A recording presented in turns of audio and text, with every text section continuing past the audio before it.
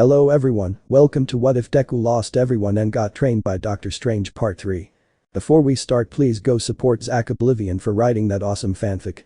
This is the translated version I made. There will be some wrong he or she calling here because it's translated, so let me clear this. Deku is a male in this story. Chapter Final Monsters. The entire earth was shaken, all of Japan began to tremble frantically, as if it were the victim of a powerful earthquake, but not just any earthquake. This could easily be classified as the most intense earthquake in the entire history of mankind. Huge cracks appeared all over the country, which began to lead to its imminent destruction. Huge waves appeared on the once beautiful beaches. Volcanoes began to erupt, while clouds were repelled by powerful gusts of wind. The few people who lived in that country had completely panicked, running as fast as they could to try to find shelter from the great catastrophe that was ravaging the earth.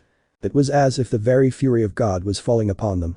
Far away from there, in the center of said country, the enormous castle of the one called the Demon King, the strongest villain of all, a castle that was a symbol of his victory and his power, a mere structure that was capable of transmitting fear in the hearts of anyone who dared to approach it, as if it were truly cursed despite being only a large building. That great castle had been completely destroyed in a powerful explosion. That explosion could easily be compared to that of an atomic bomb, to the point that it had even left a characteristic mushroom-shaped cloud of smoke, which rose imposingly towards the sky, while enormous cracks opened their way throughout the ground, with enormous quantities of lava flowing from these same cracks, burning everything in its path, leaving nothing but desolation. At that moment, something was seen in the sky. They were two bright lights, which with their simple brightness transmitted both power and respect, as if they were two stars that fell from the sky, only these stars brought destruction with them. One was a deep red color, as if it were the color of blood itself, and the other was a dark purple color. Both lights moved across the sky at an impressive speed, leaving trails of light of their respective colors wherever they passed, making it appear as if they were comets. These two lights traveled at an abysmal speed through the grayish sky until they ended up colliding with each other, generating a shock wave of great force, which ended up easily pushing aside all the smoke that was in the place, along with having created an enormous crater in the ground beneath them. Those lights were none other than Izuku and 𝓬𝓮𝓻𝓮 themselves, who were struggling in the air, their auras clashing with each other with great intensity, while these same auras produced enormous shock waves that only further destroyed the place where the white-haired man's castle once stood.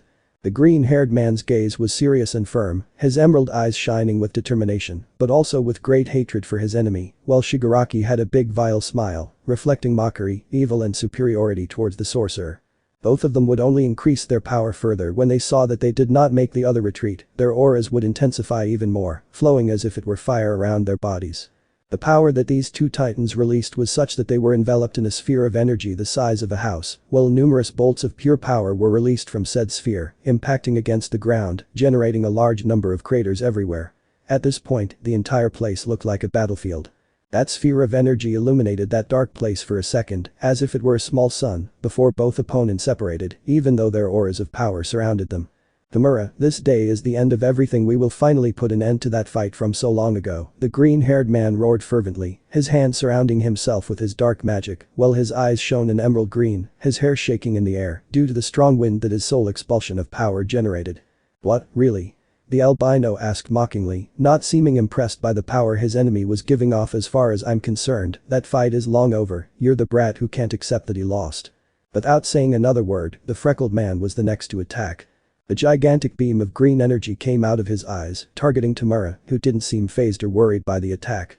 He just extended his right hand forward, causing the energy to split in half just before touching him, causing all of that energy to pass at high speed to his side, flying until it ended up colliding with some distant mountains, which exploded at the slightest contact with that attack. Let's go, the villain would say with a bored expression, before Izuku stopped his attack when he felt a strong grip around his neck. This was because the white-haired man was using extremely powerful telekinesis to choke him, without even having to move from his spot. You're supposed to have been training for 600 years, right? Then don't waste my time with these silly games, be more serious and entertain me even a little. The villain's voice sounded strong and authoritative, as if he were a king ordering his subjects. Not content with that, 𝓬𝓻𝓻 began to use his powerful psychic quirks to start twisting the green-haired boy, as if he were an old kitchen rag. At this, the sorcerer let out small grunts of pain as he felt his bones begin to creak loudly, along with his muscles tensing, making a great effort not to be torn. All this before the bored gaze of his enemy. You are very boring, he said, about to rip his head off to end the fight once and for all. But in that, multiple rays of energy came out from the ground, taking the albino by surprise, who had no time to dodge, ending up receiving them all head-on, causing a huge explosion. From the smoke, 𝓬𝓮𝓸𝓻𝓮 emerged, his clothes on his torso destroyed, and he also had small superficial wounds from that attack, wounds which regenerated in less than a blink of an eye. Thanks to that attack, Izuku was freed from his enemy's powers, watching with a smile as what attacked the albino by surprise were some kind of dragons made of flesh. These dragons had been created by the green-haired man himself, who, before being subdued by telekinesis, had shot one of his fingers to the ground, which ended up transforming into those creatures that attacked the villain. And with just a thought, he ordered his creatures to attack the albino. Dozens of dragons attacked without rest or mercy, firing blasts of energy from their grotesque and bestial jaws at 𝓬𝓸, with the sole intention of destroying him completely. Unfazed in the slightest by these attacks, 𝓬𝓸 extended his hands towards them. And, to Izuku's surprise, he saw how all the energy arrays were twisted, as if they were threads, and then the dragons compressed themselves into small balls of meat the size of a soccer ball, in addition to generating large craters where they were. He was forced to react quickly when his enemy appeared in front of him, his hand surrounded by large amounts of dark magic. Shigaraki only had time to protect himself from the attack, putting both arms in an X shape. The moment the freckled man's blow hit his enemy, a monstrous burst of energy emerged from it, hitting the albino head-on, taking him by surprise as he was not expecting that attack. This energy impact was so great that a large purple light could be seen on the horizon from other continents, and the ray left the planet's atmosphere in less than a blink of an eye. 𝓬𝓸's body had been launched with the speed of 100 missiles upon receiving that attack, ending up leaving Japan in less than a second until he was flying over the sky of Canada, and even while he was in the air, he was received by a strong blow to the face by Izuku, who had appeared above him with only his speed. When his punch hit the albino's face, it produced a huge massive shockwave that spanned several kilometers, and Izuku could hear his opponent's skull crack. Once again, the villain's body was thrown out, this time towards the ground. But, before his body hit it, 𝓬𝓸 recovered in freefall, spinning and managing to land on his feet, getting back up and having a somewhat bored look, while his wounds regenerated quickly. "Come on, at least try a little harder, this is getting boring," the villain would say with clear disappointment and boredom in his words. He saw the dark sorcerer flying towards him at high speed, so he just put on a confident smile, surrounding his fists with scarlet red energy.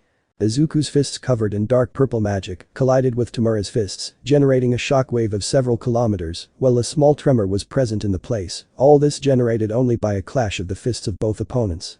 Their gazes collided, the freckled man's eyes shining with a dark green light, which transmitted a mixture of hatred and contempt for the being in front of him, but at the same time an enormous determination, a determination that had not given way even in 600 years of solitude, a determination so great that he would not rest until he achieved his goal.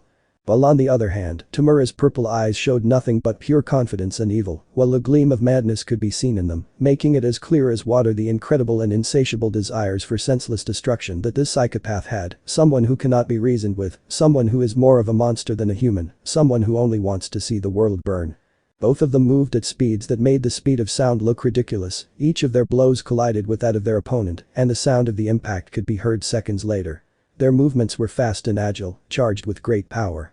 Each time their fists collided with each other, they generated increasingly powerful earthquakes in the place, which quickly spread throughout the country, causing numerous natural disasters, from tsunamis on the coasts to the creation of huge cracks everywhere, this being much worse than when they started in Japan. Even when their attacks managed to hit each other's bodies, this did not stop them at all, continuing to attack each other unbridled and without rest.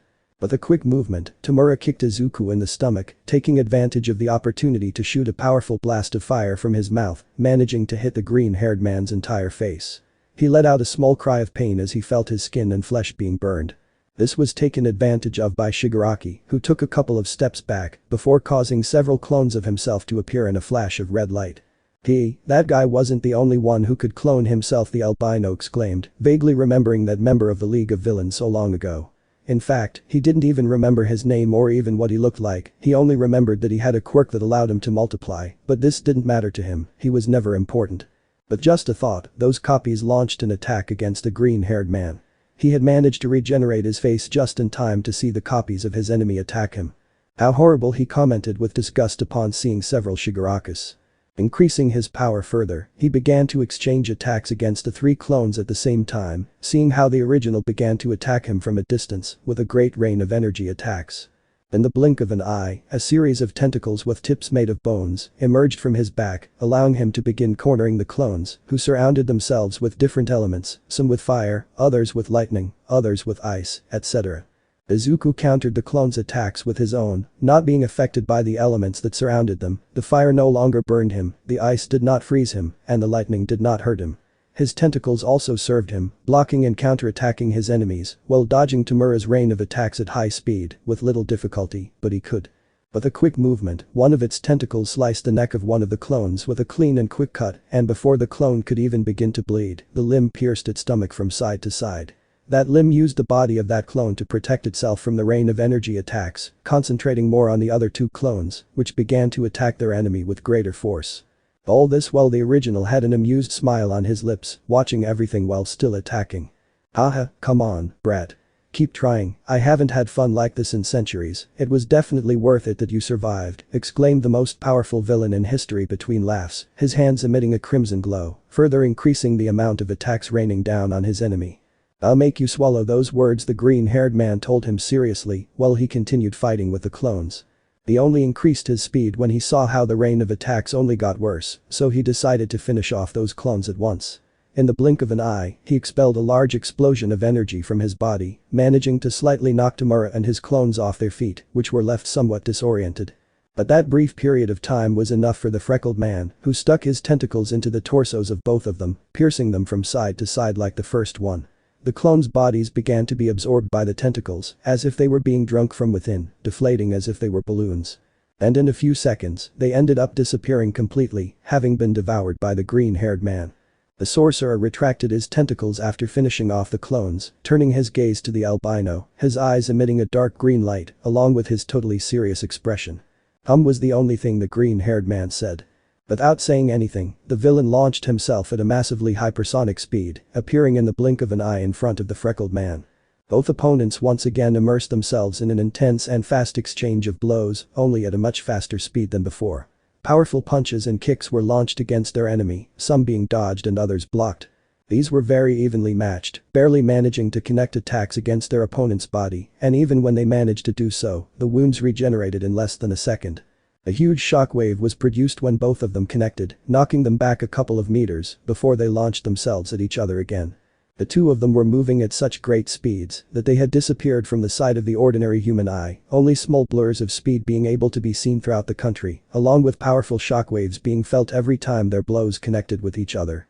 In a second, Tamura would create another clone, both beginning to attack the green-haired man in synchrony. But, he decided not to play with the clone, jumping on it and bursting its head with a powerful kick, before taking it by the legs and using its body as a weapon to hit Shigaraki in the face. After that the clone disappeared in a reddish light. The speed and strength of both of them only increased more and more with each blow they threw, little by little their fight moved, going from Canada to the Latin American part in a few seconds. Their speed was such that they left several residual images wherever they passed, making it seem like there were several clones of them. In a quick movement, both of their fists would hit their opponent's face, making them retreat several meters. Panting slightly, both of them took a deep breath, clenching their fists tightly. With a small war cry, both of them expelled enormous amounts of power, being surrounded by their respective auras as their strength increased immeasurably. Once again, without saying a word, they launched themselves against their enemy, holding each other's palms as they began to struggle to subdue the other, while their eyes shone as if they were stars, giving off pure power, until an explosion of energy from both of them made them retreat, only to launch themselves against the other again. The exchange of blows became more and more intense, both increasing their speed with each passing second, only seeing blurs of speed. In a moment of carelessness on Tamura's part, the green-haired man managed to kick him in the pit of his stomach, pushing him backwards. He didn't stop there, passing by him at enormous speed, giving him a blow to the face, returning to give him another blow, which ended up being blocked by the albino, who counterattacked with a right hook to the sorcerer's jaw, sending him flying into the sky. Even while in freefall, Izuku saw his enemy flying at high speed towards him. Reacting quickly, he created a huge and powerful shockwave of magic, which took the albino by surprise, sending him to the ground with great force. Recovering instantly, Tamura had lost sight of the green-haired man, beginning to look for him with his eyes, only to realize that a strange flash of green light was moving at high speed around him. Because of this, he was unable to react to a powerful blow from the former hero, which hit him squarely in the face. That blow was accompanied by a powerful burst of energy, this one being twice as powerful as the previous one. Unlike that time, the albino managed to avoid flying away, planting his feet firmly on the ground and seeing how that powerful impact had burned half of his face, along with his jaw. "Son of a hitch, haha, that really hurt," the villain would say with a laugh that denoted anger, his wounds regenerating in less than a blink, being as good as new. Without wasting time, 𝓬𝓫 would use his clones again, this time creating hundreds and hundreds of these same ones, along with creating enormous golems made of rocks and magma, thus forming the equivalent of a small country's army. With a mocking smile, he would order them with a single thought to attack the green-haired man, which they did, lunging with almost berserker fury against the corrupt sorcerer.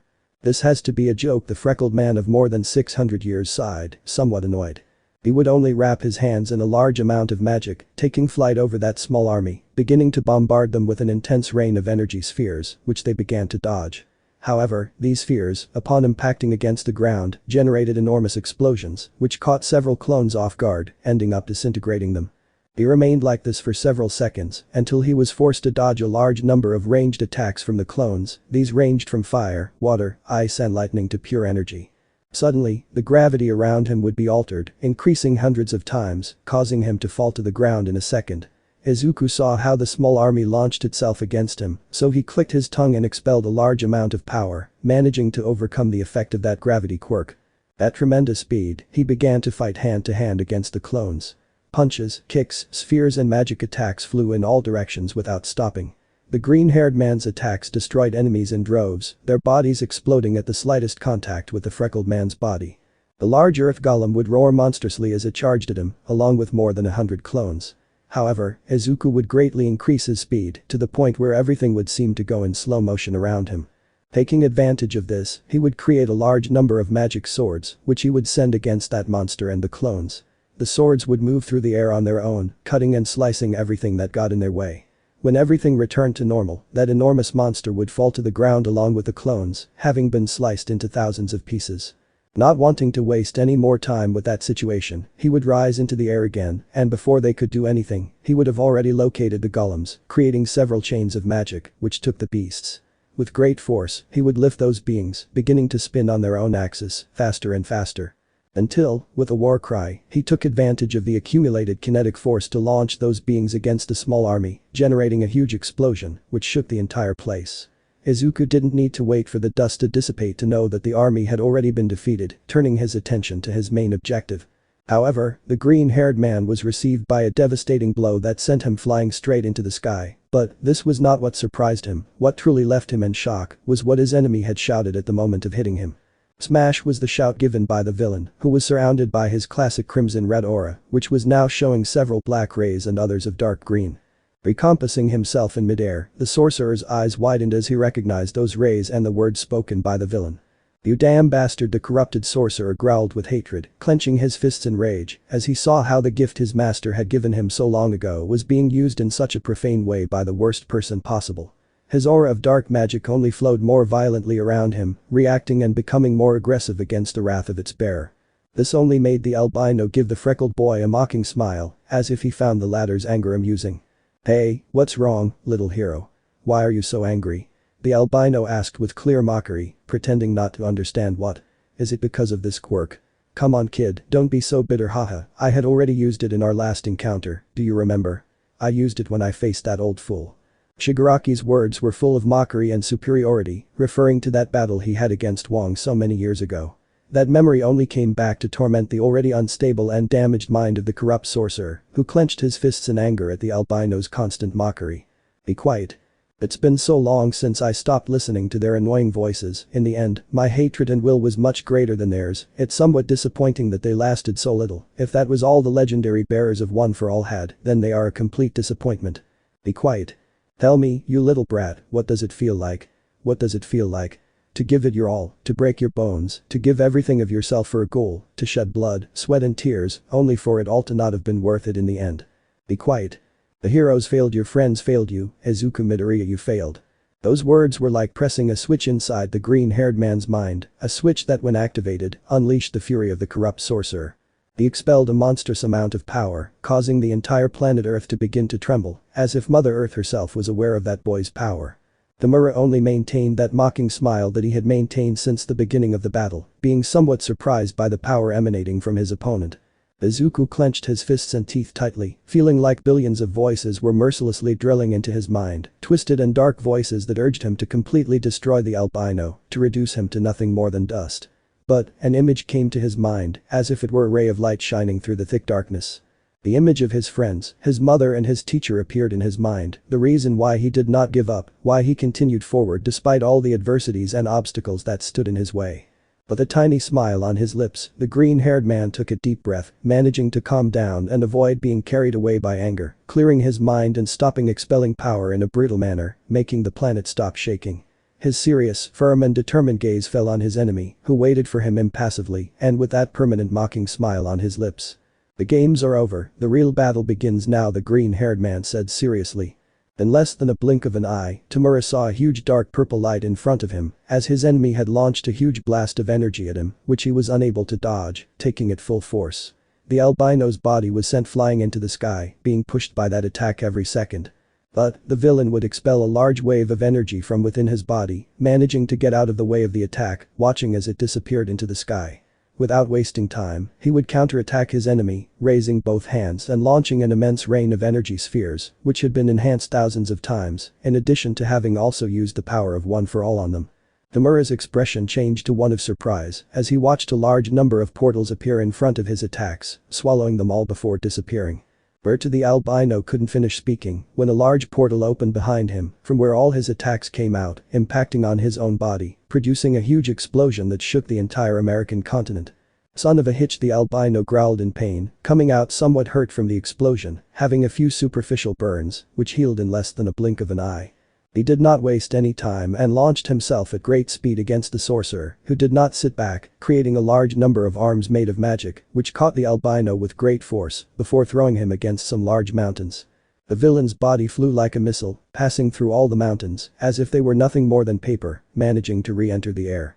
To Izuku's surprise, his enemy teleported in front of him, giving him a powerful blow to the face, which ended up breaking his nose, causing a large amount of his blood to start coming out of it, but the strange thing was that the color of his blood was not red, but black, as if his own body was trying to tell him that he was no longer human. Shigaraki noticed this and couldn't help but give the freckled boy a mocking smile. "Well, what are you supposed to be?" he asked while throwing another punch at him, a punch that was stopped by the green-haired man's hand, which had already regenerated his wounded nose. "Your worst nightmare." The green-haired man landed a powerful kick to Ṱemurr's face, who recovered and responded with a right hook to the jaw, causing him to end up looking at the sky for a second.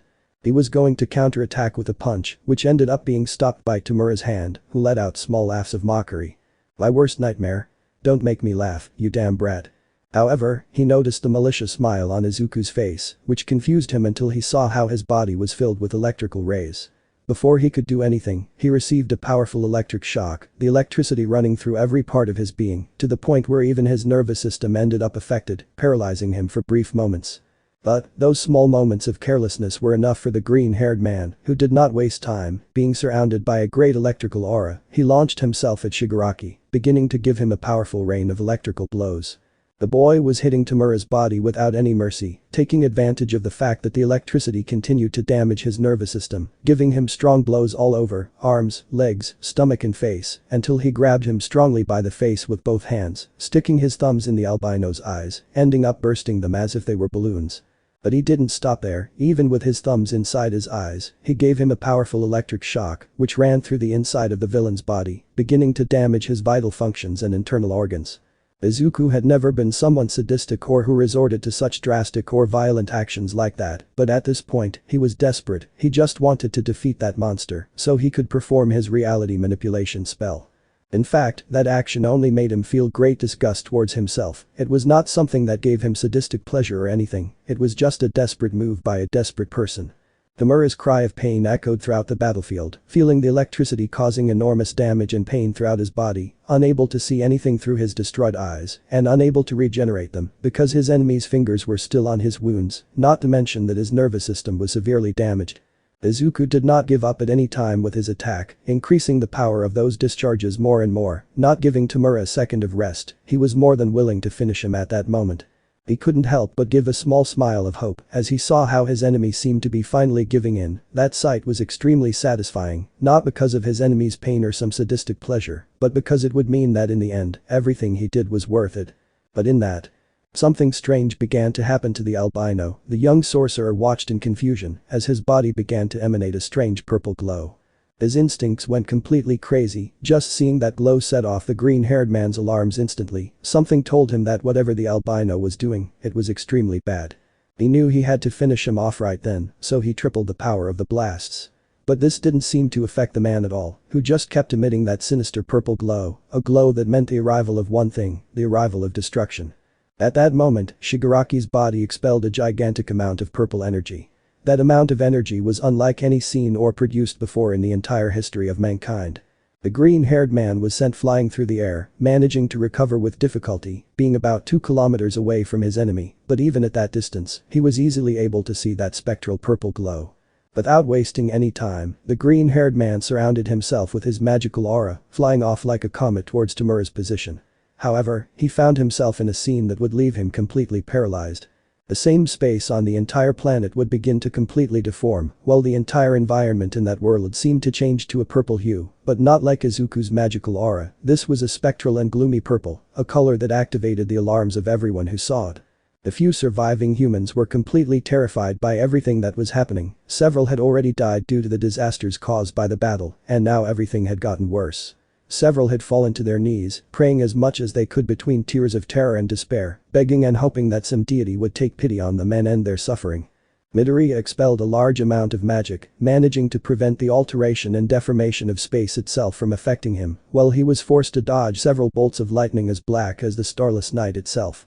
The green-haired man's eyes were widened as much as possible, staring in complete disbelief at the scene in front of him. The entire planet was shaking with a powerful frenzy. Huge cracks were running through its entire surface, to the point where the oceans were separated for a few seconds, and the continents themselves were breaking into pieces. The albino's body had been completely consumed by a huge sphere of purple energy. Said sphere only grew larger and larger with each passing second, while numerous black lightning bolts came out of it, lashing the ground with great ferocity, to the point where rivers of magma began to emerge from the streams that ran through the planet, beginning to destroy several biomass and ecosystems that were on it. The sky had turned completely charcoal black. There was not even the slightest insignificant ray of light. It was as if even the smallest ray of sunlight had been consumed, or rather, destroyed. That sphere began to deform in a simply grotesque way. On its surface began to appear what seemed to be hundreds or thousands of hands, which were rotating around the sphere, while more hands appeared, adding to those that were already there, to the point where a large quantity of energy hands had formed that crushed each other in desperate ways. Their movements were grotesque and inhuman. As if they were souls in torment, souls that were desperately trying to cling to life to escape from the demon, from the monster that had them prisoners. The space around the deformed mass of energy became more and more distorted, all while the freckled man stared at the grotesque scene in stupefaction, unable to do anything. Little by little, the hands began to crush each other with great force, compressing themselves while reducing the size of the sphere. In just a few seconds, the sphere was compressed in such a way that it ended up taking on a humanoid appearance. From that silhouette came a wave of energy, which was so powerful that it traveled across the entire planet. No much more, that expulsion of power was so great that it came out of that small planet and lashed the entire solar system with monstrous force, even reaching the Kuiper belt.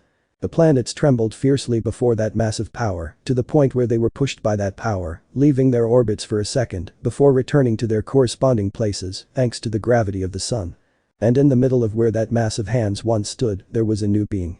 The entire planet sank into the deepest and most absolute silence, as if everyone and everything in that world knew that they had to keep silent and respect the supreme ruler of the world, the ultimate apex predator, the only demon king. Ṱemura Shigaraki was always a monster. He knew at the moment he killed his entire family when his quirk awakened. Maybe with most of them it was by accident, but his father's death was completely intentional. He wanted to kill him, and he did it with a twisted and sadistic pleasure that was not typical of any child. When he was alone in that alley, he could only feel fear of himself, because in that moment of frenzy, he freed himself from all the chains of morality that bound a human being, those chains that they put on themselves over the years to avoid becoming monsters. But Ṱemura had taken off those chains and he liked it. Every part of his body was fascinated by that feeling of not being limited by anything, and that same thing scared him.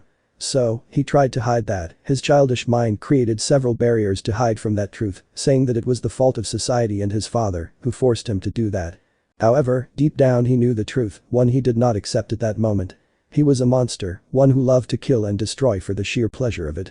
Just like people can love a sport or a hobby like painting or a type of food, he loved to destroy. There was no reason behind it, it was simply a sick taste that came with him from the moment he was born, something that he was passionate about, that made his blood boil with happiness. And now, there were no chains or anything limiting him anymore. Tomura Shigaraki, he was going to destroy everything. Izuku's eyes were wide open, his gaze fixed on the disturbing scene in front of him, the spectral purple light illuminating the entire planet. His instincts went crazy as he watched the silhouette in the dust. The only thing he could clearly distinguish were those purple eyes, which were staring at him. Those eyes seemed to look directly into his soul, piercing deep into his being, while emitting a sinister glow full of hatred, evil, but above all, showing an enormous desire to destroy everything. The pinnacle of human power, of the quirks, that magic that mutated with each generation, each power being much more powerful than the last, all enhancing each other. Trillions of quirks uniting in a perfect and balanced way in a single body, resulting in something that couldn't even be considered human. For a second, the sorcerer could see thousands, millions, billions, trillions of grotesque hands behind that thing, as if all the people that man had killed were now screaming in agony at the mere presence of that being, as if its very existence were the meaning of death and desolation for every living being. The green-haired man knew it, he knew it the instant he saw it, what was in front of him was the incarnation of destruction. Even though they were separated by several kilometers, he could perfectly see its dark silhouette and those eyes, and he could hear it, that thing had spoken, just a few simple words, which were enough for him to feel again that horrible emotion that he felt so many years ago, fear. I'm going to destroy you. That voice, those words, were as if they had been whispered directly into his ear, which only increased the fear and worry he felt. However, he swallowed that feeling, he knew that things would be much more difficult from now on. It was just a second, no, it was even less. A small blink, Izuku closed his eyes, and the moment he opened them, that thing was already in front of him. He didn't have time to react when the being's fist sank into his stomach with simply abysmal force. The damage he suffered was immense, his organs exploded, his ribs turned to dust, and he began to vomit liters of blood, all before he was shot out like a missile towards the sky.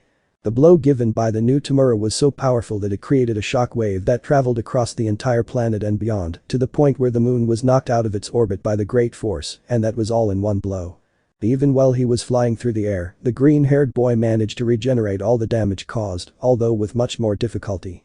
The boy's eyes widened in complete shock when he saw how the great Atlantic Ocean began to move in totally abnormal ways. From that enormous body of water, huge stakes the size of a city emerged, which turned into ice, before shooting out at a massively hypersonic speed towards his direction, and there were not a few, hundreds or even thousands of these enormous ice spears emerged from the ocean, going at full speed towards the sorcerer. Coming out of his surprise, the freckled man reacted quickly, creating thousands of enormous fire spheres the size of a skyscraper, which he launched like a machine gun towards the stakes. Both attacks of opposing elements impacted each other, the fire spheres exploded with the power of a nuclear missile each, managing to destroy each and every one of the gigantic stakes, but at the same time generating a large cloud of steam. Without saying anything, Izuku created a large gust of wind with a wave of his hand, desperately searching for his opponent. Where the hell did he go? He muttered quite tensely, feeling the sweat drip down his forehead. He never expected Tomura to have reached such a level, it was simply out of this world. For a second, the thought of losing crossed his mind, making a horrible chill run through him completely. No, don't think about that, I must win this fight, I must and I will win, he said to himself, expelling even more magical power, while he continued searching for the creature.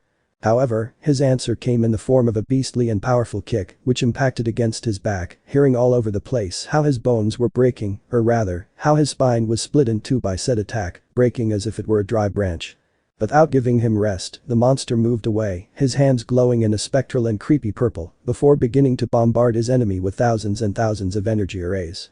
Tomura was firing non-stop for several seconds, not seeming to tire in the slightest, and he would have continued if it weren't for a powerful energy wave, which forced him to stop and retreat. He watched as the freckled man was panting heavily, his body covered in wounds from which his black blood was flowing, even his clothes were quite battered. That sight simply brought a sickly and grotesque smile to the monster, who was obviously enjoying seeing his enemy injured and bleeding, or rather, he was enjoying the feeling of destroying something. Izuku wouldn't be intimidated by his enemy's macabre smile, quickly regenerating, before counterattacking. He would create hundreds of clones of himself, which surrounded the monster, all the clones began to spin around it at a massive speed. Little by little, strong winds began to make themselves present, while the speed of the clones did nothing but increase with each second, to the point where those winds ended up becoming a gigantic tornado. The force of that tornado and the speed of the winds were such that they made any other tornado seen in history look ridiculous, including those of category F5. 𝓬𝓬𝓬𝓮 didn't seem surprised by this, he was about to attack when he noticed something strange. It was a strange purple gas, which was surrounding him completely, having entered his nostrils without him realizing it. Instantly, he began to scratch his throat with some force, feeling a rather annoying burning sensation. It was a toxic and corrosive gas, which was burning the monster's organs from the inside. But, this same gas was barely affecting the creature, which instantly regenerated from the little damage it had suffered, leaving it as good as new and ready to continue fighting. However, it looked confused as one of the clones flew at full speed towards it, ending up applying a lock on its neck. That movement had barely fazed the demon a bit. "Get out of the way, you damn brat," 𝓬𝓬𝓬𝓮 growled angrily, before feeling all of the other hundreds of clones launch themselves at him, all of them holding different parts of his body with great force. He was just about to expel power to break free when suddenly something happened. The freckled man's clones began to glow in a strong green light, only to instantly all explode with beastly power.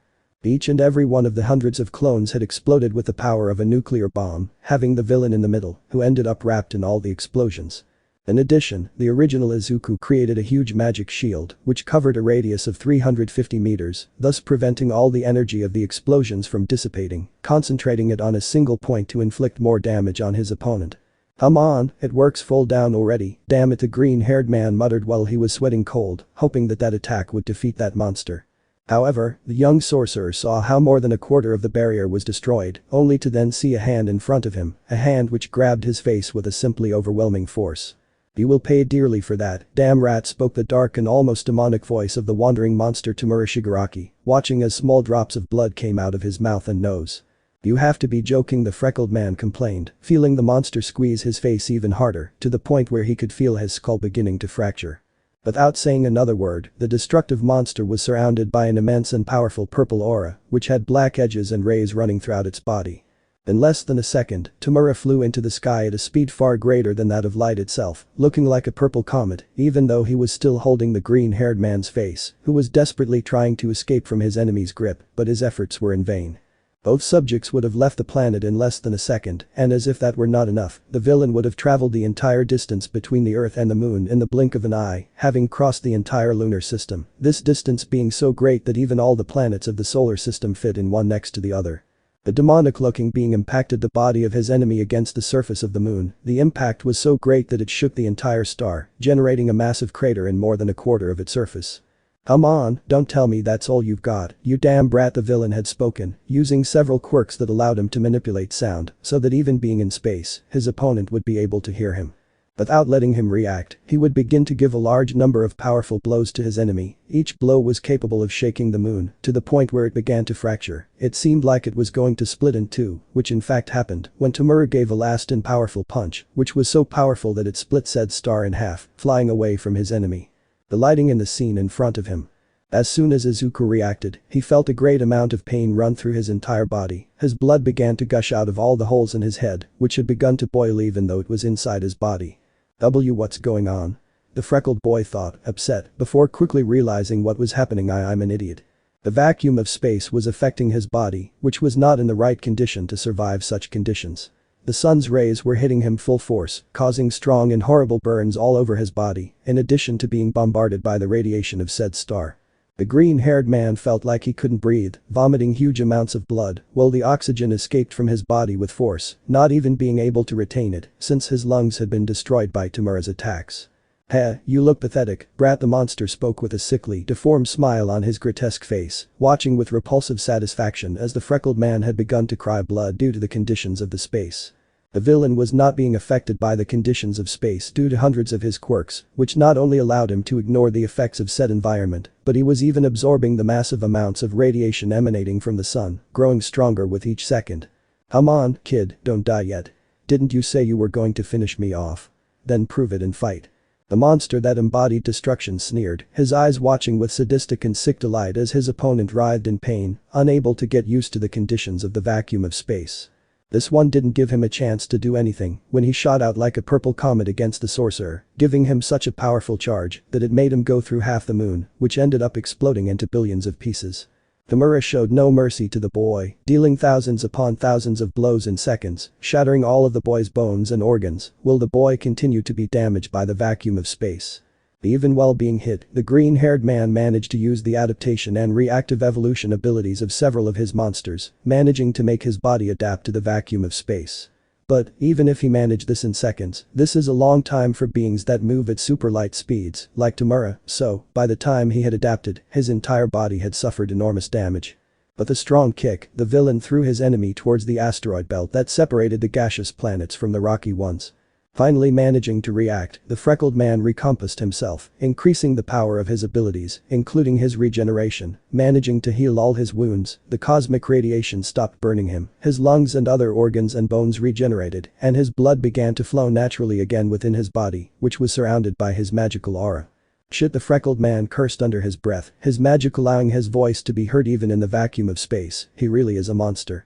Izuku didn't have time to say anything else when that monster appeared in front of him, causing him to fire a large beam of magic out of pure reflex, a beam that was easily deflected by his enemy, who only used one hand. That attack came out of the asteroid belt, ending up hitting Mars, which exploded into pieces at the slightest contact with the beam, generating an explosion of cosmic scales, with only the green-haired man and 𝓬𝓮𝓬𝓮 being the only ones present to appreciate such a spectacle. The demon dealt a powerful blow to the sorcerer, which easily broke his jaw. Not satisfied with this, he flew away at a speed greater than the speed of light.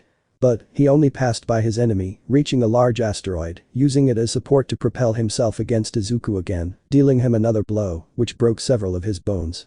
He began to use this movement several times, using the asteroids around both of them as bases to propel himself again, without stopping at any time, taking advantage of the kinetic energy to increase his speed more and more, bombarding his enemy with quick and brutal blows, leaving a trail of purple light wherever he passed. The young sorcerer knew he was being overwhelmed, the leap in power that 𝓬𝓮𝓬𝓮 made was simply enormous, if he continued like this he was going to lose. Gritting his teeth tightly, he let out a great war cry, unleashing a gigantic explosion of energy, which was so large that it could easily wipe the entire American continent off the map. Shigaraki was forced to stop his constant attacks to get out of the way and avoid being hit by the attack, which disintegrated a large number of asteroids. As the villain was about to launch his next attack, he saw a portal in front of him, from which Izuku emerged with both hands outstretched. Unable to react in time due to the surprise, he ended up receiving a powerful magic attack in the face, an attack which generated a massive explosion that shook that entire sector of the asteroid belt. Flying as fast as he could, the corrupt sorcerer left the asteroid belt, now being in the area of the largest planets in the solar system, seeing for a second the beautiful firmament full of stars, managing to see a small blue dot in the distance, his beloved planet Earth. But, he had to come out of his thoughts when, in a flash of light, Shigaraki would appear in front of him, thanks to teleportation quirks, about to strike his enemy. Managing to react in time, Izuku would create a portal in front of him, managing to dodge the attack, reappearing thousands of kilometers above his enemy. "Disappear," he said, extending both hands in front of him, as several green magic circles appeared in front of his palms, firing thousands of marble-sized energy spheres. These spheres moved according to the freckled man's thoughts, surrounding the monster and eventually exploding, their power being superior to any weapon created by man. Unfortunately for him, the villain emerged unscathed from that attack, looking at him with a malicious and mocking smile on his lips. "Nice try, but you're starting to bore me again, useless brat," said the grotesque being, before flying at high speed towards his enemy, his hands surrounded by energy. "I'm not done yet," the freckled man shouted seriously and determinedly, while hundreds of magic circles appeared in both hands. He would put both hands together, while the circles of light would overlap one another, shining with increasing intensity. Both opponents would launch massive energy attacks, which would collide with each other. Such was the power of both, that they could be compared to two forces of nature, the clash between two cursed titans. The instant the two attacks hit each other, another huge explosion occurred, sending them both flying due to the powerful shockwave.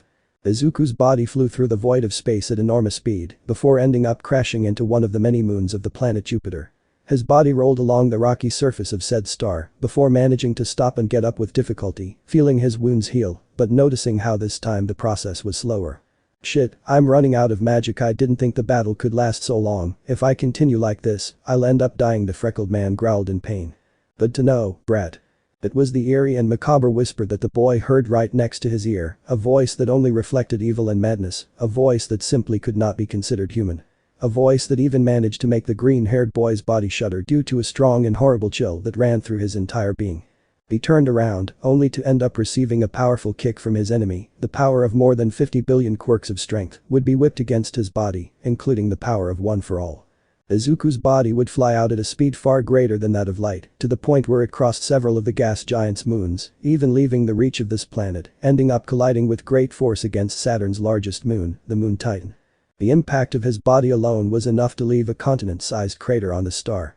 The green-haired man's body would be stopped by 𝓬𝓮𝓻𝓮 foot, who would lightly step on his head, smiling evilly.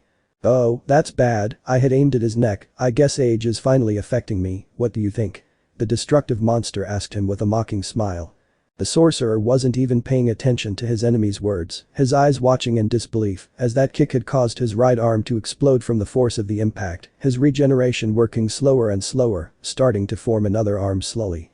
"You know, brat, this is getting really boring, I'm losing interest in you, so maybe I should just destroy you like the good-for-nothing useless man you are," Shigaraki shouted, before creating an energy sphere in his hand, throwing it at him. Izuku quickly created a magic shield in front of him, producing a powerful explosion when the villain's attack hit it, sending him flying several kilometers above the half-destroyed moon of Saturn. Shigaraki would show no mercy, beginning to bombard the entire area, causing great destruction to said star. The ground beneath the boy would collapse, causing him to begin falling into underground caves, while creating more shields to protect himself from the great rain of attacks. "And no, I can't lose," the freckled boy murmured, feeling his nerves and worry increase more with each tremor in the area, the rocks and debris raining down around him from his enemy's attacks. "We can't lose, everything can't be in vain." Izuku would get up with difficulty, while the image of all his loved ones, friends, his mother, everyone, "We can't lose because of me." Just then, an energy sphere would hit his shield, destroying it into thousands of pieces, only for another to appear right in front of the boy, who would move quickly, watching as the sphere continued on. However, the green-haired boy would see in horror how his left foot had been completely disintegrated by that attack. "I was losing. I was going to lose. If he continued like this, he couldn't win, and everything he had been through until now, and all those who died along the way, it would all have been in vain, he couldn't allow that. In the end, he would have to use his last resort." Izuku closed his eyes tightly, concentrating as hard as he could, and managed to see it. An immense ocean, made up of billions of the worst monsters in the multiverse, each and every one tied with hundreds of thousands of chains, squealing like pigs and moving desperately in an attempt to escape. When suddenly, those chains that bound them began to emit a strong dark green glow, causing the screams of those beings to turn into screams of fury, while they writhed more forcefully, trying to free themselves in all possible ways. However, the boy saw his enemy appear in front of him, launching a powerful blow, from which he could only protect himself by creating another magic shield. Even so, it flew out like a bullet, piercing through Titan's entire structure. "I don't want to do it, I really don't want to," Izuku said, gritting his teeth while his body still flew through the dark void of space, creating numerous shields to protect himself from the energy attacks his enemy was launching against him. Those attacks broke his shields as if they were nothing more than simple glass, pushing the young sorcerer's body further, to the point where he was reaching the atmosphere of the planet Uranus. Izuku would end up hitting the ice giant, floating on its liquid ice surface, while he saw in the distance a purple comet approaching him at full speed. He felt like his entire body was hurting like hell, his regeneration was getting slower and slower. He didn't want to do it, he didn't want to use his last resource, since it would be the equivalent of losing the last of his humanity. However, I knew I had no other choice. Letting out a last sigh of regret, he did so. All the power of the billions of monsters he absorbed was directly pumped into his body, causing a huge explosion of magic to emerge from him, while his entire being began to change. From the planet's atmosphere, 𝓬𝓮𝓻 opened his eyes as he saw the entire surface of Uranus changing from a semi-liquid state to a completely solid and firm one, while the space around the star was greatly deformed. But what caught his attention the most was the fact that a gigantic mass of flesh had appeared out of nowhere. Its appearance was simply disgusting, a mass of flesh, blood and other bodily fluids. Said mass began to increase in size with each passing second, spreading across the entire surface of the planet until it covered more than half of it, its tentacles digging into said star until they reached its core, beginning to drain its energy, all to give more power to that thing. The villain watched in surprise as several eyes appeared on the mass, eyes which stared at him with indescribable hatred, as if they wanted to tear him apart. And indeed, that mass of flesh stretched grotesquely towards him, as if it were trying to swallow him. Reacting quickly, he dodged the attack of the colossal abomination, only to watch in amazement as it continued on its course, increasing in speed and size with every centimeter it traveled. Until it finally reached the other ice giant, the planet Neptune, creating a sort of bridge of flesh of biblical proportions between the two planets. When that mass touched a liquid surface, the entire planet was altered, the matter became solid as a rock, while it spread rapidly throughout the planet until it managed to cover more than half of the world, like what happened with Uranus. That mass began to bring both planets closer together, an unprecedented event. That thing had enough force to move two planets out of their orbits and keep them stable. This was already an impressive spectacle, but what happened next left the villain completely in shock. In the middle of that immense bridge of flesh, a figure began to form, one of simply enormous size, even surpassing that of the two planets, which were used as pillars to support it. After what seemed like an eternity, 𝓬𝓫 finally got to see him. The Titan, a huge monster much larger than both planets, its appearance was similar to that of a kind of insect, having 4 arms, which held enormous and long spears, longer than a continent, and, above that monster, was the figure of Izuku. But, this one had a different appearance. He was wearing that hero suit that he used so long ago, as if his appearance alone was a precious memory of those times where everything was happier, where he still felt like a human being. This wasn't a fight between a villain and a hero.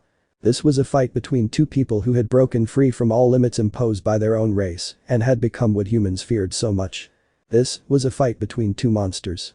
The villain's eyes stared in shock at the enormous figure in front of him, feeling the enormous and monstrous power that his enemy emanated, to the point where he noticed how the space around him was grotesquely deformed. Apparently, this will be the final round, 𝓬𝓫 would say seriously, while his aura began to flow with even more force, surrounding him as if it were a kind of cape. Then let's give everything we have in this fight, he shouted with a huge smile, expelling all his power to the maximum, to the point where his energy aura would change to a blood red color with some black rays. Finally, both of them had released their 100%. Their eyes met for the last time, the fight had reached its climax, and the end was near.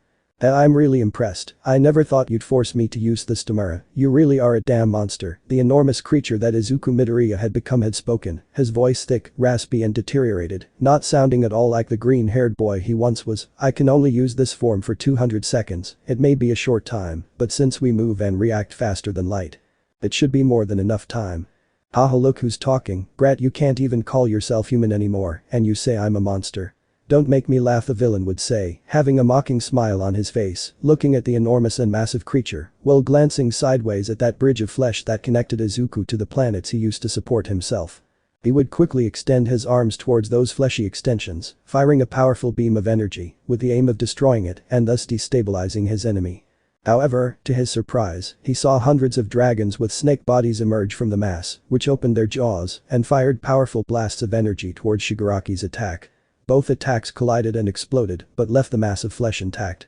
You are so predictable sometimes, the former hero would say with a certain touch of mockery, before changing to a much more serious tone, now I will finish you. Suddenly, that metal muzzle that simulated a smile began to open, as if it were the creature's real mouth, revealing several rows of enormous sharp teeth the size of a country, at least. His jaw opened wider and wider, to the point where the lower part also opened in half, as if it were some kind of snake, while a dark green glow came out from within, until finally it stopped, and a huge amount of black smoke came out of his mouth. That shot of magical smoke hit not only 𝓬𝓫, but began to spread across more than a quarter of the solar system, forming a large black cloud. The next thing that happened was that the former hero activated that gas with a single spark of magic, turning that toxic cloud into a gigantic ocean of fire, catching 𝓬𝓫 off guard, who didn't expect that attack. That fire was based on magic, so it wasn't affected by the lack of oxygen in outer space. But that was not all. Little by little, the enormous sea of fire that came out of the giant monster's jaws began to change its orange color, taking on a greenish hue.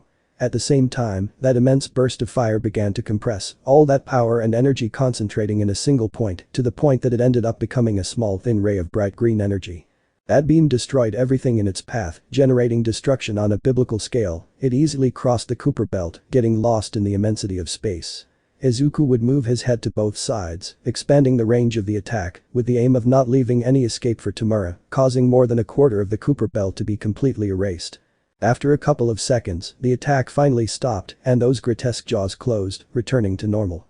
Incredible, I never thought I could have so much power, the boy murmured, amazed at his new abilities in that form, and then saw how everything in the area of the attack had been completely erased. If I had pointed that in another direction, I could have destroyed the solar system, he said to himself with some concern, but quickly pushed those thoughts aside. After all, once he could perform his reality manipulation spell, everything would be fine. The boy was forced out of his thoughts when he felt a very familiar presence. His eyes snapped open as he saw 𝓬𝓫, who had half of his body destroyed by that attack, but was still alive. In the blink of an eye, the villain regenerated, although it was noticeable that this had cost him quite a bit due to how he was panting a little. "You will pay for that, you bucking brat," the monster growled with hatred shining in his eyes. The green-haired man sharpened his gaze, while his human hands shone brightly, at the same time as hundreds of dragons emerged from the mass of flesh that linked him to the ice giants. With a battle cry that could only be described as the roar of a monster, the freckled man began to bombard the destroyer with a relentless barrage of energy attacks, which had more than enough power to destroy entire planets.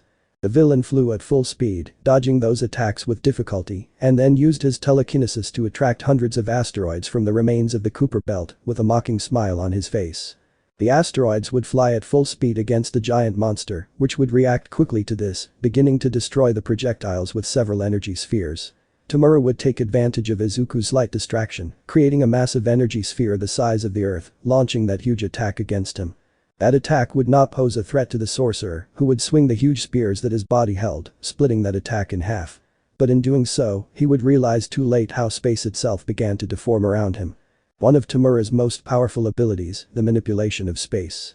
The same space around Izuku began to compress, as if it wanted to crush him completely. He would see how his entire massive being was suffering severe damage from this, so he would not sit idly by, using his own ability to manipulate space in the same way, managing to escape from that technique, creating a massive explosion that shook that entire sector of the solar system. "Is that all you have?" the giant monster asked with some mockery.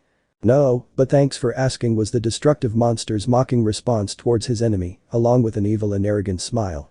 The next thing that happened was that both monsters expelled enormous amounts of power, their respective auras surrounding them, now being green and red, respectively. Space itself began to deform greatly around both monstrous beings, to the point where it seemed to be a massive storm in the middle of space. A huge whirlwind was launching itself at both of them, while enormous spheres of energy the size of Mars flew everywhere, along with powerful lightning bolts, only making the scene look even more like a thunderstorm. 𝓬𝓮𝓸𝓻 flew like a crimson-red comet through the rain of attacks and debris his enemy launched against him, managing to dodge most of them, while countering others with his own attacks.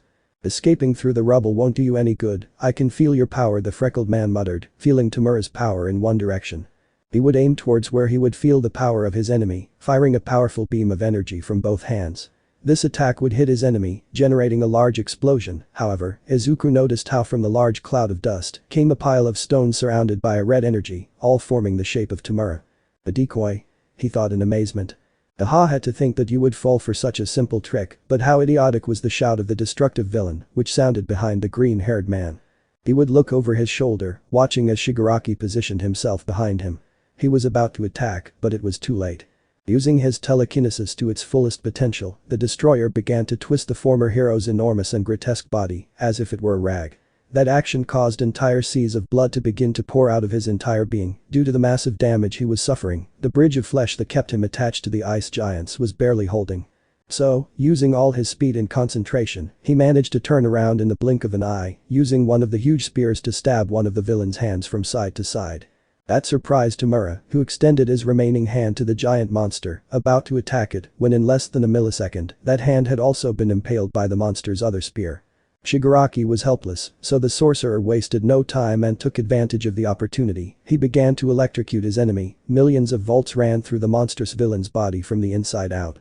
"I only have 100 seconds left," the green-haired man thought nervously, as he only had half the time left, so he increased the power of the rays much more, to the point where 𝓬𝓮𝓸𝓻's own internal organs began to fry and burn.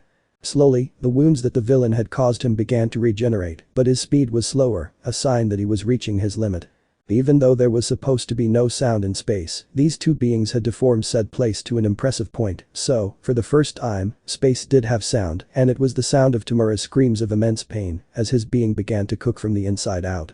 The green-haired man's body, which was on top of the monstrous body, split open vertically, revealing a huge, disgusting mass of flesh, from which emerged 3 enormous spikes the size of several small planets.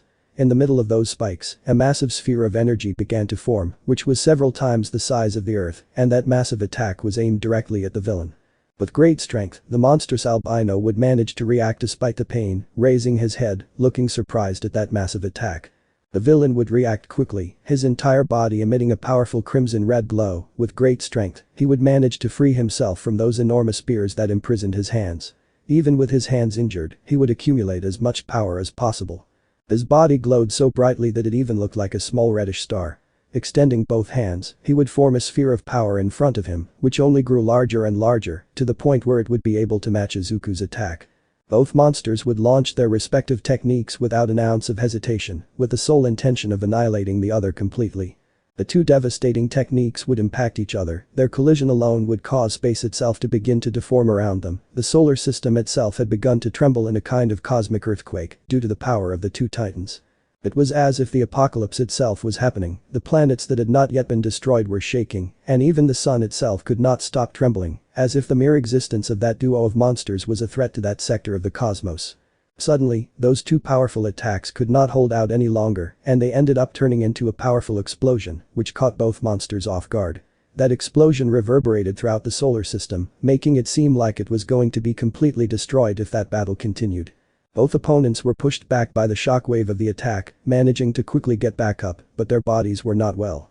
Both of them had serious wounds all over, which would not stop bleeding, their bones were broken, their internal organs damaged, their energy reserves were depleted more and more with each passing second, which was clearly reflected in how their regeneration was getting slower and slower, not to mention that the vacuum of space was starting to take its toll. Showing some slight burns from the radiation they were receiving from the sun. Their gazes met, their eyes glowing green and red respectively, they were panting heavily, a clear sign of their exhaustion, but neither of them was going to give up so easily. If they were going to fall, at least they would do so taking the other with them. The first to react was 𝓬𝓮𝓻𝓮, who expelled a monstrous amount of red energy, which flowed as if it were fire around his body, the black rays danced frantically throughout his being, while his veins were marked throughout his monstrous inhuman body, his jaw clenching tightly at what he was about to do. What happened next could only be described as a unique and unprecedented event. The entire solar system began to twist literally. Space itself had begun to twist greatly, taking the form of a spiral, everything being completely torn and disfigured in ways that no human would believe was even possible for someone of their own race. And, in the middle of that spiral, was 𝓬𝓾. His monstrous body twisted in grotesque ways, feeling like the space around him was twisting him like a rag, crushing his entire being and tearing him in incredibly painful ways, to the point where he couldn't help but let out enormous and incessant screams of pain. 𝓬𝓮𝓻 could only give a big macabre smile on his monster's face, seeing that scene, seeing how the enemy that had been giving him so many problems writhed like a worm after being crushed in such a brutal way. "Wow, this rag is really dirty, I guess I'll have to wring it out harder," the destructive villain would say with a voice full of hate and evil, while he increased the power of his technique even more, twisting the space of the entire solar system. But in that, suddenly, Shigaraki would feel a painful stitch in his head before being forced to stop his technique halfway, watching in total shock as liters of his own blood began to come out of his mouth, nose, eyes and even ears. All this at the same time as a strong pain was present throughout his body, but especially in his head. What? I reached my limit. The villain exclaimed in shock as he felt like he couldn't stop vomiting his own blood, feeling how it accumulated in his mouth, feeling that metallic taste of his crimson vital liquid. Apparently, the damage he suffered throughout the fight was finally taking its toll on him, and the extreme use he gave to his powers only made the situation worse. In short, 𝓬𝓮𝓻's body was reaching its limit. However, 𝓬𝓾 was no better off. I only have 25 seconds left, the former hero thought with great pain, feeling how his entire gigantic body was severely damaged by his enemy's attack. He had to end the fight as soon as possible if he didn't want to die. The giant monster's eyes noticed how his enemy was spitting blood non-stop, quickly realizing that he was also at his limit. This was an opportunity that he could not waste, so he decided to act. With all his strength, the Colossus regrouped, beginning to move those ice planets that his flesh roots were holding. It was a very complicated task due to his serious injuries and the little energy he had left, but even so, he managed to do it.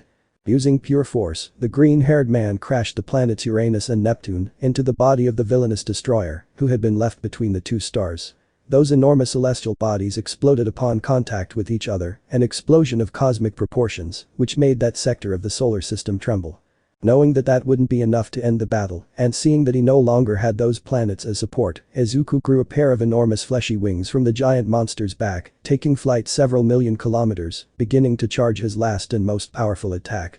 The two enormous spears would begin to shine very brightly in an emerald green, their brightness being so intense that it could even be seen on the outskirts of the solar system, their light being able to even be compared to the light of a star. Both weapons would merge, creating an even larger spear, being the same size as the Earth, while the four arms of the creature would take it with great force, positioning themselves and concentrating all their strength to end the fight once and for all. On the other hand, 𝓬𝓫 would emerge from the cosmic dust generated by the massive explosion of the two planets, seeing that massive attack he was charging. He would begin to charge all the power and energy he had left. The villain would begin to manipulate space again, creating a massive whirlpool throughout the solar system, a whirlpool which was concentrating in a single point. Space itself seemed to be crystallizing, forming a gigantic sphere the size of a planet. Not satisfied with that weapon would begin to spin at high speed, while a reddish glow covered it, as if it were some kind of giant drill. The two monsters' gazes would connect for one last time, both knowing that the next attack would decide the winner. There was not a single word, no one said anything, they just acted. Both attacks were launched with all their might against each other, traveling at a speed that made light of the speed of light itself, a speed so great that even space itself was warped around them.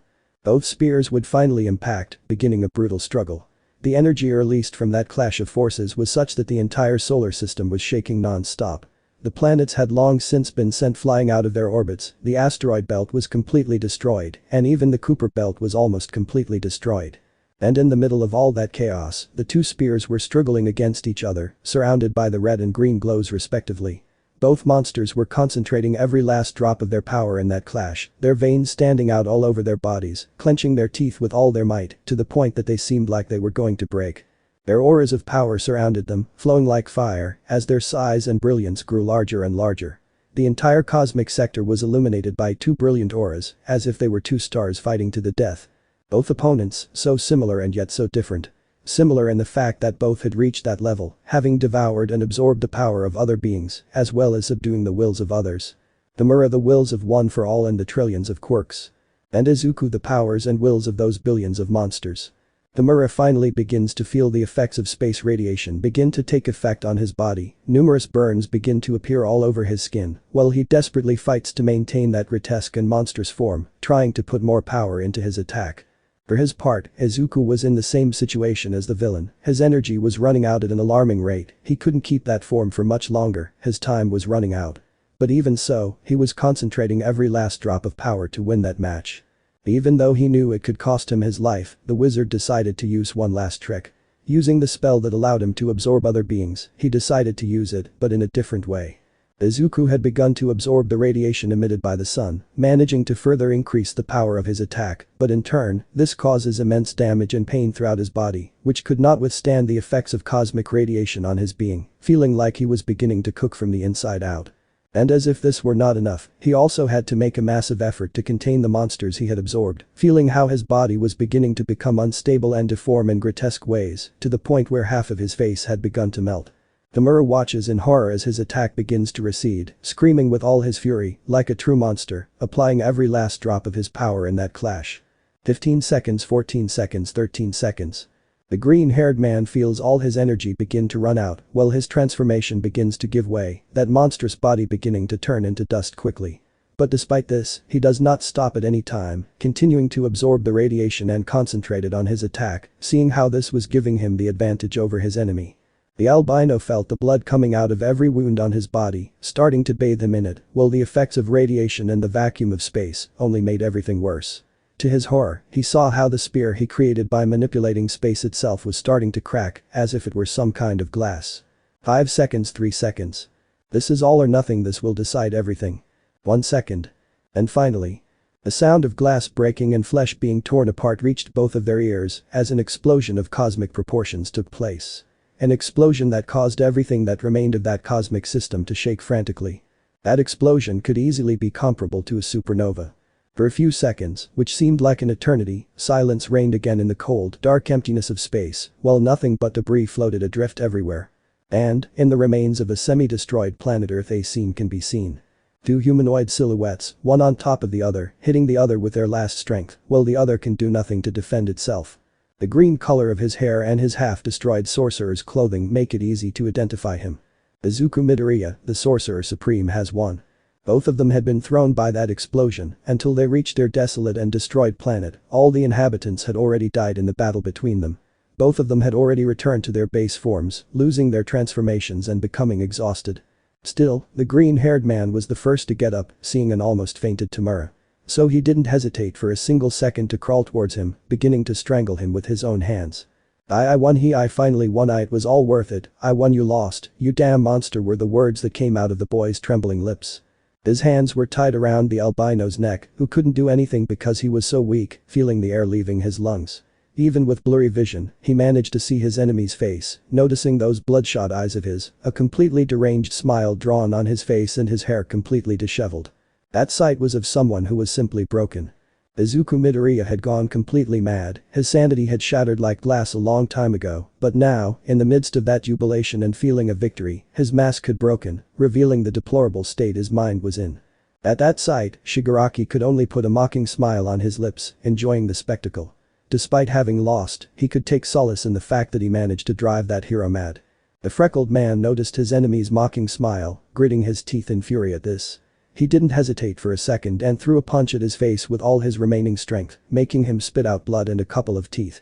"Stop smiling, damn monster," he spat out those words with a completely insane hatred. It was almost comical, like that young man who once dreamed of making everyone smile, was now completely enraged by the sight of a smile. It was like a cruel and horrible joke of fate. Stop smiling," the young sorcerer repeated over and over again, as if he were a damaged recorder, each time hitting Ṱemura's face more and more. The blows resonated in the silence of that completely desolate and silent planet, only hearing how the fists of that broken boy hit the face of that villain, who still kept that mocking smile on his face. Since, no type of damage or pain would take away that feeling. The feeling that in the end, the war had been won. After a few minutes of relentless beating on the albino's face, Izuku finally stopped, panting heavily, his hands and clothes covered in the blood of the human-shaped monster. He could see how his face had been completely disfigured, now only being an unrecognizable mass of flesh, but even so, he was alive and still smiling. With a look filled with the deepest hatred, Izuku stood up, ready to perform one last task to fix everything. The boy's eyes and mouth glowed purple, before 3 beams of energy shot out from him and hit Ṱemura, dragging his body towards Izuku, and the moment he touched him, he was absorbed. Yoshinori Yagi began to open his eyes. He was disoriented, his head was spinning, and his vision was blurry. Little by little, he began to see better, seeing the other bearers of One for All around him, who were also awakening. He didn't understand what had happened, ever since Ṱemura managed to overcome their wills and seize One for All, it was as if everything went dark for them, as if they had been unconscious for a long time. When he was finally able to see clearly, he realized that everyone was in a completely dark space, he could barely see the other carriers. "Sensei," said the blonde, going to help Nana Shimura, who was standing up with some difficulty. "Yoshinori, what happened? Where are we?" the heroine asked, as she stood up with the help of her student, looking confused at the place where they were. "We are no longer inside Ṱemura, that's obvious," the first bearer spoke, quickly reaching that conclusion upon seeing that that place was not like the inside of Nana's grandson's mind. "If so, where are we?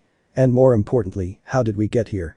the third bearer asked with a serious face, looking at that dark place, being on alert for anything that could happen. "Wait, what is that?" the fourth bearer would say, pointing at something on the ground. Everyone turned in that direction, seeing what appeared to be a large circle of green light, which completely surrounded them all. The second bearer was about to approach to investigate what that strange circle was about when a voice came from the thick darkness, drawing everyone's attention. "I wouldn't do that if I were you." That voice made everyone, especially Toshinori, open their eyes suddenly, knowing perfectly well who it was.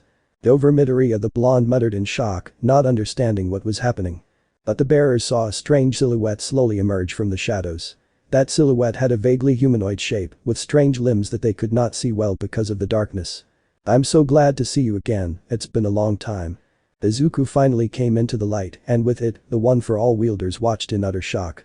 That boy now stood before them with an appearance that could only be described as monstrous. He had large demon horns coming out of both sides of his head, a third eye in the middle of his forehead, large fangs, and some disgusting tentacles coming out of his back. But this was not what caught the attention of those present the most. What left them in shock was that strange feeling that the green-haired man transmitted. Just by looking at him, they could feel that something was not right, that something in their own being was wrong and deformed in horrible ways. It was as if they weren't looking at a human being. "Calm down, you have nothing to fear, everything is fine because I am here." After those words spoken by the monstrous boy, the entire dark place was plunged into a deathly silence, no one dared to say anything, trying to process what was happening. Until a voice broke that silence as if it were a rock hitting a fragile and thin glass, breaking it into 1,000 pieces. "What happened to you?" Toshinori's voice was filled with deep concern, seeing how the boy he trained and who he even came to consider as a son, was in front of him, deformed to a level in which he doubted he could even be considered human. He didn't know what had happened, but he did know that it must have been something deeply horrible. Many things happened, Toshinori, but in short, I already defeated Tamura and absorbed him, like with you, but the damage was too much, the entire world is destroyed and humanity became extinct, the corrupted young man explained with a look of deep sadness and regret as he remembered all the destruction and chaos generated by Shigaraki. Although he was also half to blame for participating in the fight. But it didn't matter, it was something he would bear and he was about to achieve his final goal. Izuku's words shocked the bearers, they couldn't understand how that had happened. From their point of view, it was all very fast, as if they had fallen asleep and woken up right at that moment. But they were forced out of their thoughts upon hearing the words of the deformed freckled man. But I can fix it, I found a way to fix it. Those words caught the full attention of the fallen heroes, who looked at the corrupt sorcerer with intrigue. The way to fix everything. And what would it be? The second bearer asked with extreme seriousness, not believing that a damage of such magnitude could really be solved. For years, I have been studying techniques forbidden to every human being, techniques so powerful that they escape the comprehension of any hero or villain, and among them, I found one that surpasses all other techniques, a spell, which will allow me to manipulate reality itself. The heroes' faces said it all. Total shock in its purest form. It was too much information to take in. First they were told that the world and humanity had been destroyed by Tamura, and now they were being told that reality could be manipulated to fix everything, and in less than 5 minutes. All of this was too much for the heroes to process so quickly. This is the first wielder muttered in complete and utter shock, he had never even heard of a technique that could accomplish such a feat. I know you find it hard to believe, but it is possible everything will go back to how it was before, and even better, a world can be created where not only is everyone alive, but can also smile happily, the sorcerer exclaimed almost euphorically, as he raised his arms, having a huge smile on his face, a sign of his unbridled enthusiasm. To do this, a gigantic amount of power is needed. Which I have already managed to gather. I'm only missing one thing. Izuku's eyes were a deep red, like blood itself, as he stared at the fallen heroes, who tensed for a second at the look he was giving them. I need you to give me your permission, in order to unlock the full power of One for All. This will serve as a catalyst, along with All for One, and thus I will be able to carry out the spell. The smile on the green-haired man's face was so big that it even seemed to divide his face in two, his eyes open as wide as his body allowed, while deep dark circles could be seen under his eyes. That aspect only gave him an air of complete madness, and that was what the heroes saw. They saw with regret and sadness how that boy who was once the ninth bearer was gone, and in his place was only a shell, a shadow of his former self, a person who was completely desperate to fix something that was no longer salvageable, and who in his search, had fallen into madness. Izuku Toshinori spoke with a serious but sad face, looking at the one who was once his student, his voice being as kind and compassionate as possible. I'm very sorry, but what you're asking for is impossible. It's all over now. Even the one who was once the greatest hero in the world could recognize that things were over. He was watching his student, broken and desperate, and he couldn't bear to see him like that anymore. For a few seconds, Izuku didn't say anything, he just stared at the blonde in silence, causing quite a bit of tension in the environment, until he spoke again. You don't have to worry, everything will be okay, I can do this. Once I do the spell, everything will be amazing, everyone will come back, and even you guys might be alive and have happy lives with everyone you love. Doesn't that sound great? The boy proposed with a smile, which was starting to unsettle the heroes, seeing how the boy was in denial. That's true, it really sounds great, the first wielder would say this time, approaching and standing next to Toshinori, but nothing tells us that that technique would work also. Don't rush to be in condition to perform it, the spell can see things in you that even you can't. Even though it hurts us all, we have to accept that our race's time is over, but something like manipulating reality itself can cause a disaster that we are not even able to imagine, not only for us, it could even harm the entire universe. The completely serious gaze of the first bearer collided with the gloomy face of the green-haired man in a duel of glances, which only lasted a few seconds. I'm very sorry, kid, but the final answer is no, you will not use One for All for this, it's time for us to rest, the fight is already over, the white-haired man would say seriously, but at the same time regret and sadness in his voice for the unfortunate end that the human race had. Once again, silence fell in that dark and gloomy place, Izuku's face being covered by the shadows, not letting anyone present see his reaction. But that silence would be broken again by a sound that left them confused, and it was a laugh. What a good joke, I really believed it, haha, Izuku would say, showing how he had a smile, while he was laughing a little. It was a good joke, haha, but seriously, we have to get to work, just give me your permission, and I'll do the rest. The bearers watched sadly as the wizard turned around, turning his back on them. They all knew it, the boy was in denial, his damaged mind not allowing him to accept that it was all over. Izuku Toshinori spoke sadly and seriously, approaching the edge of the magic circle on the ground, looking at the figure of his former student seriously. You won't use One for All for this, we're sorry, but it's all over now. "Toshinori, this joke is not funny," the green-haired man muttered, still turning his back on the bearers, on his former master. "It's not a joke. I know. I'm really sorry. I'm sorry too." As soon as the green-haired man stopped talking, numerous chains came out of the ground, all of them being so fast that the bearers couldn't do anything. They were all imprisoned by those chains in less than a blink of an eye, falling to their knees on the ground. Izuku turned around suddenly, showing a completely furious face, his bloodshot eyes as they glowed a deep red, quickly approaching the kneeling and chained heroes. "Why don't you understand? Damn idiots, all it took was courage to do this. Well, I had the courage. I spent centuries sacrificing everything to save you, to save this world, to save your people, to save them." The boy's behavior had suddenly changed, now he was screaming completely furiously at the top of his lungs. His eyes looking with indescribable fury and desperation at each and every one of those present. The corrupted sorcerer knelt in front of Toshinori, causing his former master to look into his eyes. "You should understand it better than anyone. Save people, make them smile, that's what heroes do. Save. This is not saving," the blonde had yelled at him, returning the gaze to his corrupted and insane student. "This is a sick obsession, not being able to accept that your loved ones are gone, not being able to accept that you couldn't save them all. Look at yourself. That's what led you here, what led you to madness." The former symbol of peace looked with deep sadness and regret at what his student had become. His crazed gaze only showed his lack of sanity, something that simply broke his heart in the one he came to see as his son. "I can save them this time," the former hero growled with a dark look, his voice becoming more and more monstrous and inhuman. "No, you lost your sanity a long time ago, but you can stop before you cause damage that you won't be able to fix." Toshinori, desperately trying to convince his former student not to do that crazy thing. Izuku wouldn't say anything, he would just stand as the darkness finally dissipated, letting those present see what was hiding there. Their eyes widened in complete shock and horror as they saw themselves surrounded by an endless sea of monsters, all of different shapes and sizes, each one more grotesque and disturbing than the last, all chained to the ground just like them. Nana even managed to see for a second how Ṱemoura was chained in the middle of a few monsters, unable to move even a millimeter.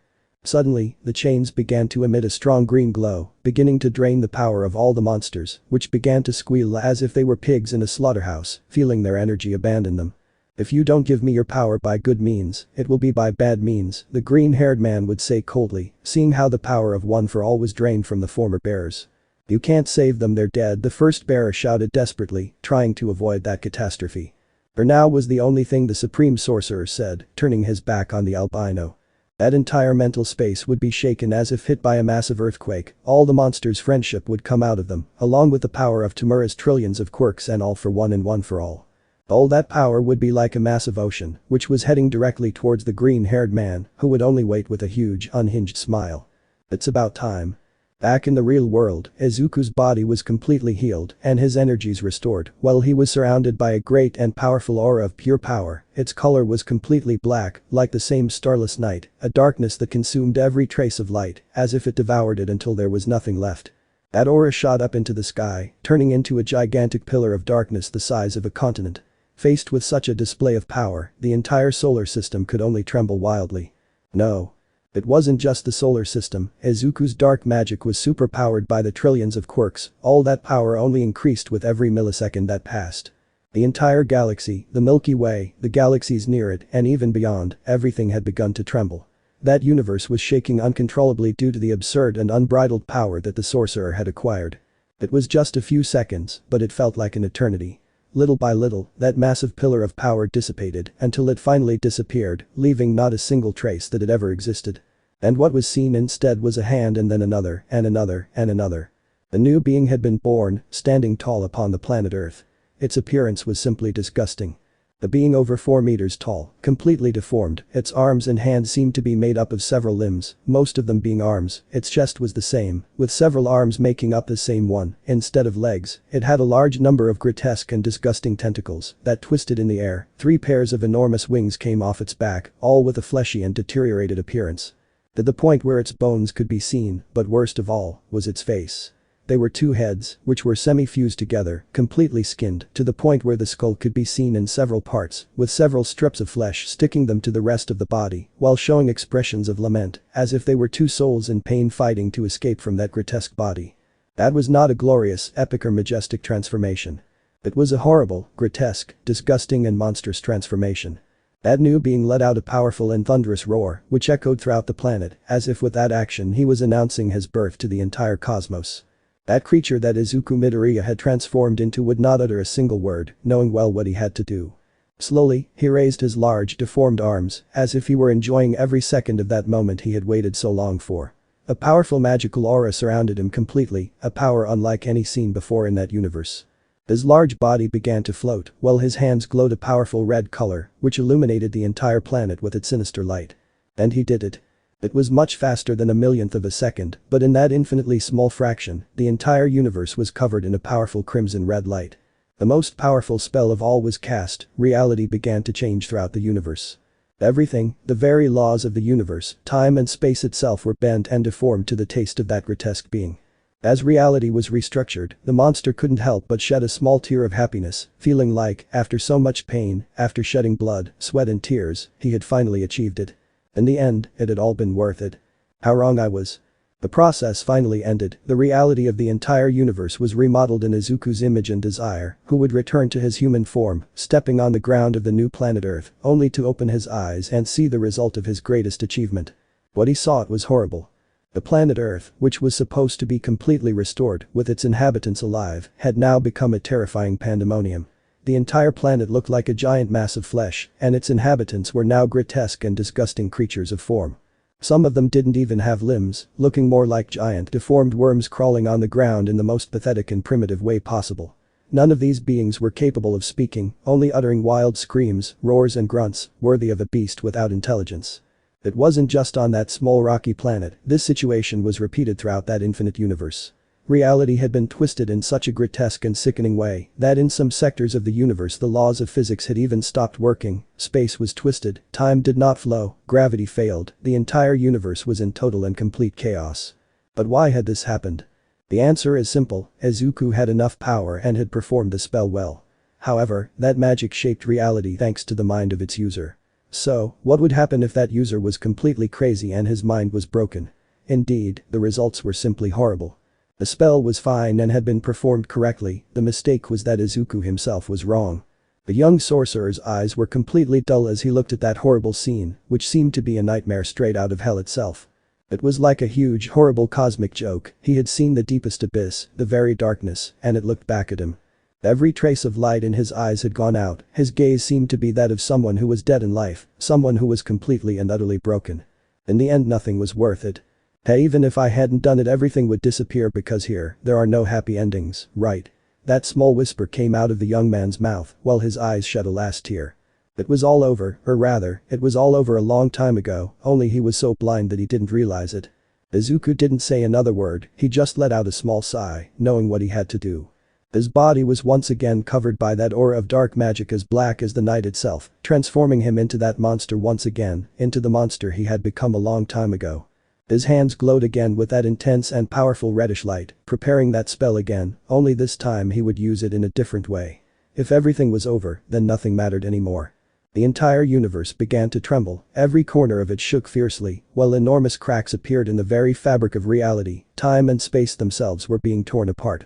That monster was using every drop of power, managing to deform the reality of the entire universe, to lead it to its total and complete destruction. The cracks grew larger and larger with each instant until it finally happened. I failed was the only thing that grotesque monster said while he looked at the scene in front of him. The universe could not bear it any longer and the inevitable happened, its total and absolute destruction. Time, space and even reality itself were reduced to nothing, even concepts themselves were erased, and in the end, where once there was a universe full of life, there was now nothing but an infinite dark void. It's all over, in the end nothing was worth it. In the end I couldn't do anything. Izuku spoke with deep sadness emanating from each word as he looked at the person in front of him. I know it's all over now. The one who had spoken was a much younger version of the green-haired man, a 5-year-old Izuku, who looked at him with a soft and calm smile, that part of him that could still be considered human. I just want to rest. The older green-haired man spoke as he fell to his knees in front of his younger version, unable to help but shed a few tears. The boy wouldn't say anything, he just approached his other self until he was in front of him, wrapping his arms around him in a warm and comforting hug, letting him vent.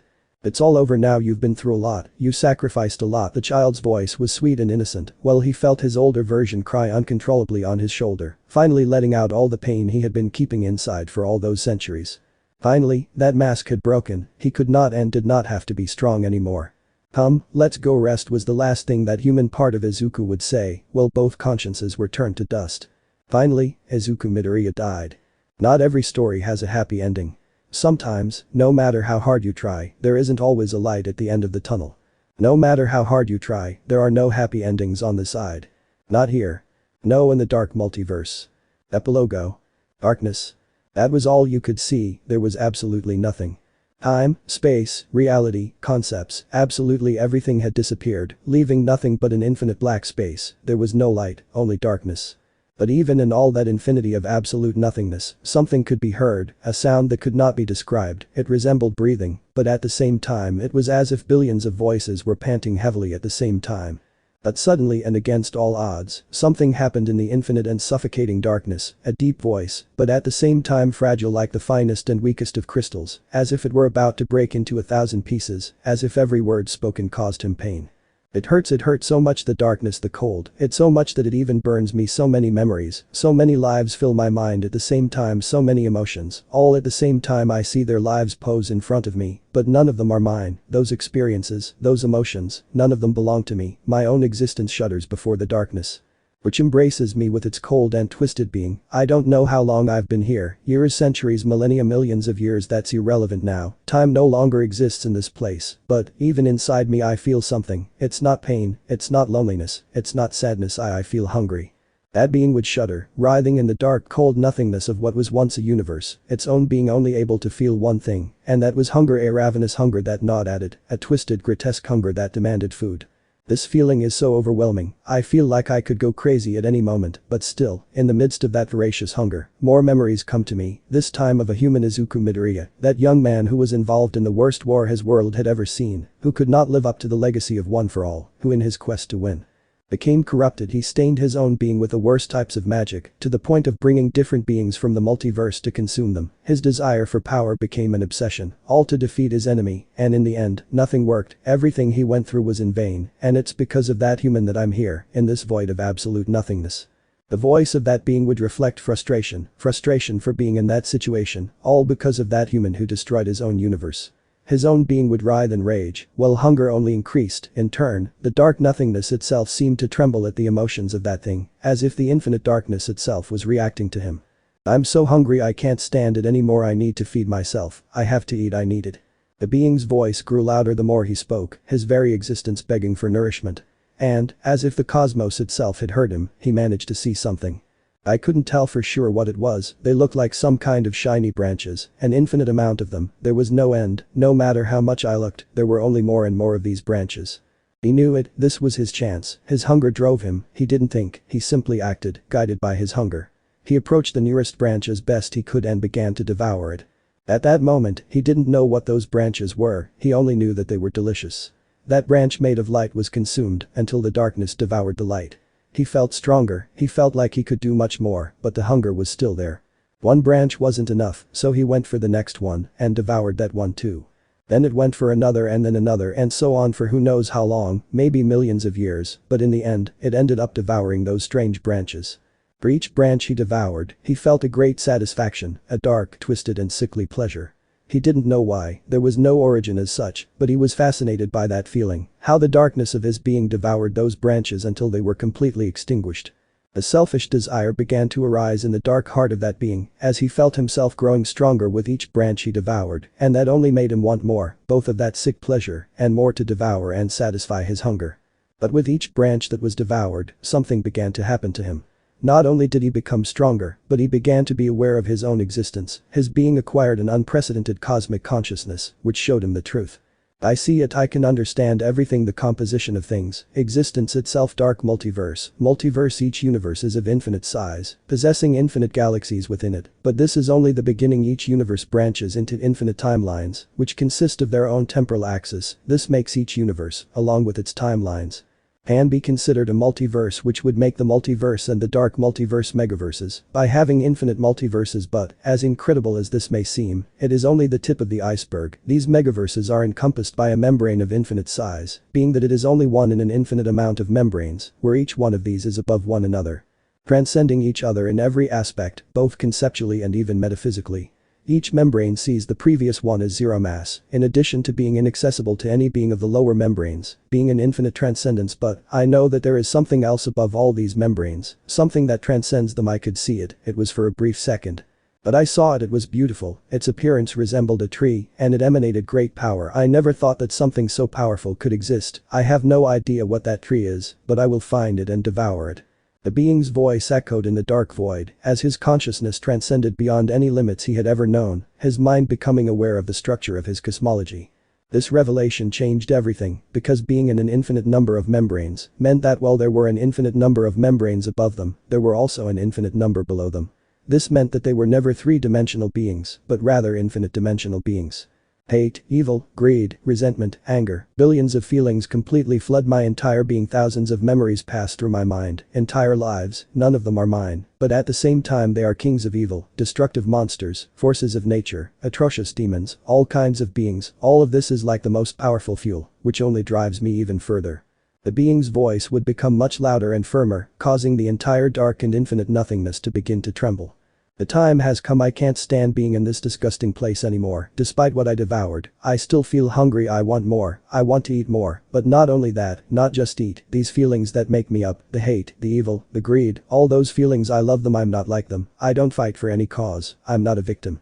I don't seek to improve anything or be a necessary evil. I am the darkness. I am the fruit of evil that was born from a dead universe. The infinite nothingness would begin to tremble and twist before the power that the newborn being was expelling, while his figure began to change, while his dark voice reflected nothing but an infinite accumulation of dark and evil feelings. I don't care about anything. I feel absolutely nothing for any other being than myself. Inside me there is not a single speck of light. There is nothing but a damn hole of infinite darkness, and I love it. I love what I am. I will extinguish all the light. I will completely immerse it in the darkness of the dark multiverse. Death to the light, death to goodness, death to the multiverse that rises above this one. Once the entire multiverse is consumed by darkness, the membranes above it will follow, and then only then. The form of that being would rise imposingly over that dark nothingness, while its power did nothing but increase. All over its body, for brief moments, it seemed to see the faces of numerous beings, which seemed to be suffering in an indescribable way, as if they were souls in torment, begging for something to save them, but nothing and no one would do it. I will devour that tree. My hunger will never be satisfied. 𝓲𝓾𝓹𝓻𝓮𝓮 had died long ago, but something new was born from his corpse.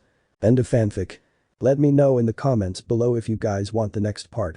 Also check out my other video that has been shown and left. Thank you for watching. If you enjoyed this video, please like and share this video. And have a fantastic day. Bye.